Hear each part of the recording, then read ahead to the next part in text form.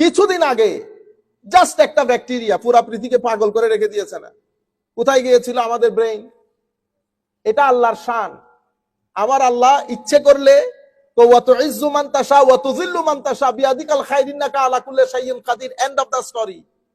ইজ্জত, জিল্লত, সম্মান, অসম্মান সবকিছু আসে আমার আল্লাহর পক্ষ থেকে একটা নির্দিষ্ট গ্রামারের কারণে। আমার আল্লাহ একটা গ্রামার ফলো করে। আপনি যদি ইজ্জত পেতে চান, আরেকজনকে ইজ্জত দিতে হয়। আপনি যদি ইজ্জত পেতে চান, আপনার মাথাকে আল্লাহর দরবারে ঝুঁকাইতে হয়।